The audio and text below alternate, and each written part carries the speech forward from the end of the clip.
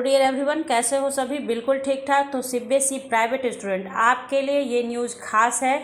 आपको एक एक करके समझना है इस चीज़ को कि क्या क्या क्वेश्चन रखा है सोशल मीडिया के माध्यम से सीबीएसई के सामने, और उसका क्या क्या आंसर संयम भारद्वाज जी जो कि एग्जामिनेशन कंट्रोलर हैं सीबीएसई के, उन्होंने क्या आंसर किया, क्योंकि उनके आंसर में ही आपका बहुत चीज़ छिपा है। आपको समझ लेना है कि आपका एग्जामिनेशन होगा या एग्जामिनेशन कैंसिल होगा। ठीक है, सबसे पहली बात, आपने ये डिमांड करी है कि आपका अगर एग्ज़ाम अगस्त से सितंबर के बीच होता है तो आपका अक्टूबर में रिजल्ट होगा। तो आप क्या होगा, एडमिशन किसी डिज़ायर कॉलेज में आप नहीं ले पाएंगे, क्योंकि रेगुलर स्टूडेंट का रिजल्ट हो जाएगा और वो लोग सीट को फुल कर देंगे, तो फिर आपके लिए बचेगा नहीं। तो इस पे संयम भारद्वाज जी ने आंसर किया है। इंडियन एक्सप्रेस को उन्होंने इंटरव्यू दिया है, उसमें कहा है कि सिंक्रोनाइज रखा जाएगा आपके रिज़ल्ट को लेकर, कि मतलब एक ही समय में ऐसा होगा कि यूनिवर्सिटीज़ के एडमिशन का प्रोसेस स्टार्ट होने के पहले ही प्राइवेट स्टूडेंट का रिज़ल्ट जारी कर दिया जाएगा। बात आई समझ में? उन्होंने यही कहा है कि ऐसा नहीं होगा कि यूनिवर्सिटीज़ अपने एडमिशन प्रोसेस को फुल कर लेंगे देन आफ्टर आपका रिज़ल्ट आएगा, ऐसा नहीं होगा। सीबीएसई ने ये अश्योर किया, संयम भारद्वाज जी ने ये कहा है। नंबर 1, इसका मतलब क्या आपको निकल कर आता है कि एग्ज़ाम लेने का चांसेस बनता है।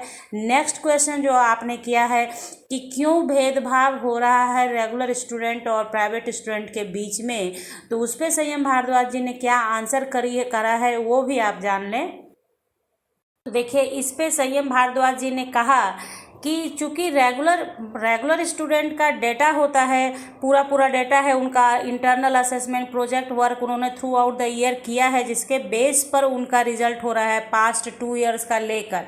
लेकिन जो प्राइवेट कैंडिडेट होते हैं वो सिर्फ और सिर्फ रजिस्टर्ड होते हैं एग्जामिनेशन को देने के लिए, यानी कि सीबीएसई के पास प्राइवेट स्टूडेंट का अप्रोप्रिएट डेटा नहीं होता है, पूरा डेटा नहीं होता है। तो उसके वजह से इंटरनल असेसमेंट या प्रोजेक्ट वर्क नहीं करते हैं प्राइवेट स्टूडेंट। तो किस बेस पर रिजल्ट किया जाएगा, ये उन्होंने कहा है कि डेटा के अभाव में, मतलब पूरा अप्रोप्रिएट डेटा नहीं है, फुल डेटा नहीं होता है प्राइवेट स्टूडेंट का, दैट्स वाई वो रिजल्ट करने में एबल नहीं है on the basis of internal assessment.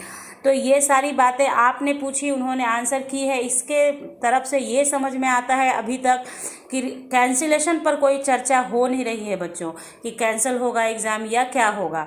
तो जब तक ऑफिशियली न्यूज़ नहीं आता है आपके एग्ज़ाम को कैंसिलेशन को लेकर, तो आपको करना है पढ़ाई। और मैं यहाँ पे एक चीज़ आपको कर सकती हूँ सुविधा के लिए, कि आपने अभी देखा है कि 2022 का इवैल्यूएशन क्राइटेरिया जो आया है, उसमें क्या है, नवंबर से दिसंबर में जो एग्ज़ाम होना है वो ऑब्जेक्टिव बेस होगा।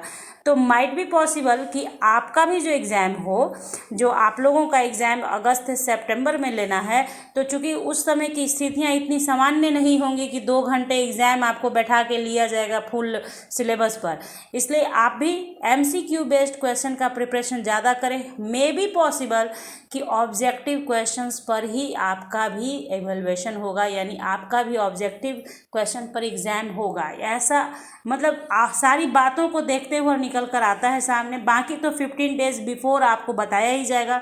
मैं भी आपको अपडेट करूंगी, तो अपडेट रहने के लिए चैनल को कीजिए सब्सक्राइब विथ बेल आइकन, ताकि आपको नोटिफिकेशन समय से मिले। तो मिलेंगे नेक्स्ट अपडेट में, बने रहें आप साथ में।